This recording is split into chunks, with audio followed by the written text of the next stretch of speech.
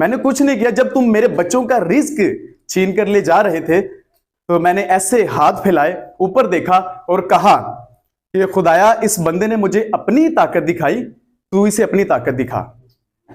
ये मेरे बच्चों का रिस्क छीन कर ले जा रहा है, मैं बेबस हूं, इसने मुझे अपनी पावर दिखाई है, तो तू इसे अपनी पावर दिखा दे। तो आपकी की हुई ज्यादती, आपका किया हुआ जुल्म, वो आपकी जिंदगी में बेस बदलकर, शक्ल बदलकर किसी ना किसी सूरत में वापस जरूर लौटेगा। क्योंकि जिस पैमाने से तुम किसी के वास्ते नापते हो, उसी से तुम्हारे वास्ते नापा जाएगा। Dear brothers, sisters and elders, प्यारे भाइयों, बहनों और बुजुर्गों, आप सबकी सलामती हो। आप सबका बहुत बहुत शुक्रिया। सबसे पहले तो मैं ये कहना चाहता हूं कि आप सबका बहुत बहुत शुक्रिया, स्पेशली सर आपका, कि आपने मुझे एक बार फिर ये मौका दिया कि मैं आप सबकी खिदमत में दोबारा से खड़ा हो सकूं, कुछ पेश कर सकूं, कुछ बयान कर सकूं। तो मैं ये समझता हूं कि दोबारा ऐसे किसी को सामने बुलाने की वजह होती है। मतलब पहली बार तो आप किसी को भी गलती से सामने बुला सकते हैं, दूसरी बार आप गलती से नहीं बुलाते। दूसरी बार आप उस शख्स को उसी सूरत सामने बुलाते हैं अगर वो शख्स बुलाने के लायक हो।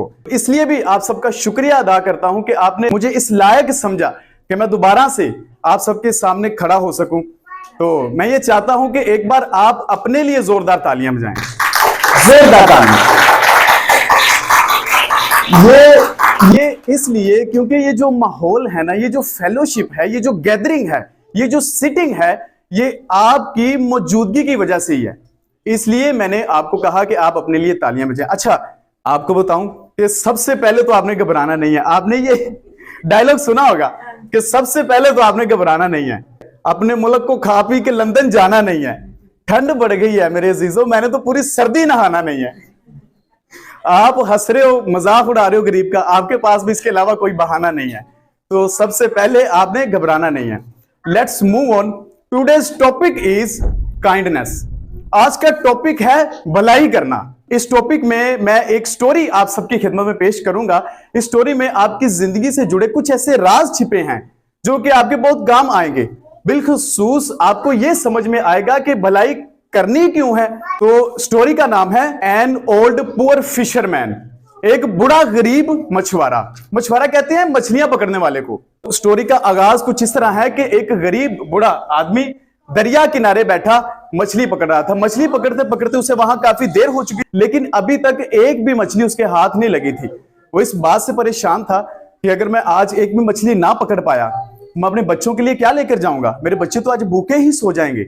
अभी वो इस परेशानी के आलम में मुब्तला ही था कि अचानक एक मछली उसके कांटे में फंस जाती है। वो खुशी से झूम उठता है, एक सर्द लहर उसके जिस्म में दौड़ती है, एक मुस्कान उसके चेहरे पर आ जाती है, उसका दिल खुशी से गार्डन गार्डन हो जाता है, मतलब बाग बाग हो जाता है। तो आखिर खुदा खुदा करके उसने उस मछली को बाहर निकाला। तो अभी वो उस मछली को अपने थैले में डाल ही रहा था कि एक शख्स उसके पास आता है और उस बूढ़े गरीब आदमी से उस मछली को छीन लेता है। चल ये मुझे दे दे। वो ऐसे चिल्लाता है, चल ये मुझे दे दे। वो बूढ़ा शख्स बोला, अरे भाई क्यों छीन रहे हो मछली। उसने कहा कि ज्यादा बातें मत करो, जाओ तुम कोई और मछली पकड़ लेना, अब ये मेरी है। उसने अपनी ताकत दिखाई, अपना जोर लगाया, अपनी पावर लगाई और उस बूढ़े गरीब आदमी के हाथों से उस मछली को छीनकर चलता बना। मछली चूंकि अभी अभी पकड़ी गई थी, ताजा होने के साथ साथ वो जिंदा थी और अभी वो शख्स मछली छीनकर थोड़ा ही आगे गया था कि उस मछली ने उस आदमी के हाथ पर काट लिया। तो उसने जोर से चीख मारी, मछली उसके हाथ से फिसलकर वापस दरिया में चल बसी। उसने देखा कि उस मछली ने उसके हाथ की उंगली पर काटा है। उसे काफी दर्द हो रहा था, काफी दर्द हो रहा था और with in few seconds, Chand he second में उसका हाथ खून से भर गया। वो सीधा डॉक्टर के पास गया। डॉक्टर ने जख्म को देखा, उसको साफ किया और पट्टी कर दी, बैंडेज कर दिया और बोला कि 3 दिन बाद दोबारा आइएगा। लेकिन शदीद दर्द और तकलीफ की वजह से वो शख्स दूसरे दिन ही डॉक्टर के पास गया। डॉक्टर ने जब पट्टी खोली तो जख्म पहले से और भी ताजा और भी खराब हो चुका था। जख्म पहले से और भी ताजा और भी खराब हो चुका था। डॉक्टर ने कहा कि लगता है कि तुम्हें किसी जहरीली चीज ने काट लिया, जिसका जहर तुम्हारी पूरी उंगली में फैलता जा रहा है। डॉक्टर ने फिर बैंडेज किया और बोला कि 2 दिन बाद दोबारा आइएगा और अब अगर ये जख्म ठीक ना हुआ तो तुम्हारी उंगली काटना पड़ेगी और ऐसा ना हो कि ये जहर तुम्हारे जिस्म में कन्वर्ट हो या तुम्हारे पूरे बाजू में कन्वर्ट हो। ये शख्स 2 दिन बाद दोबारा डॉक्टर के पास गया। जब डॉक्टर ने पट्टी खोली तो देखा कि जख्म पहले से और भी खराब और भी ताजा हो चुका था। डॉक्टर ने कहा, अरे भाई तुम्हारा तो जख्म और भी खराब है, अब सिर्फ और सिर्फ यही हल है कि तुम्हारी उंगली कटेगी, और ऐसा ना हो कि ये जहर तुम्हारे पूरे हाथ में फैल जाए और बाद में तुम्हारा हाथ पूरा कटेगा। तो माय डियर फ्रेंड्स, मरता क्या ना करता, एक पूरे हाथ को बचाने के लिए छोटी सी उंगली की कुर्बानी तो देनी पड़नी थी ना। उसने कहा ठीक है डॉक्टर साहब, आप मेरी उंगली काट दें। डॉक्टर ने एक छोटी सी सर्जरी की, एक ऑपरेट किया और उसकी उंगली को उसके हाथ से अलग कर दिया, बैंडेज किया और बोला कि 1 हफ्ते बाद दोबारा आइएगा, ये कुछ दवाइयां लिख के मैं दे रहा हूं, आप ये दवाइयां खाइएगा। वो शख्स 1 हफ्ते बाद दोबारा गया तो उसका हाथ जो है वो मजीद खराब हो चुका था, जख्म पहले से और ताजा और भी खराब हो चुका था। डॉक्टर ने जब पट्टी खोली तो देखा कि ये तो काम बिगड़ता जा रहा है, जहर जो है वो पूरी उंगली से फैलता हुआ, उंगली तो कट गई, अब उसके हाथ में कन्वर्ट हो रहा था।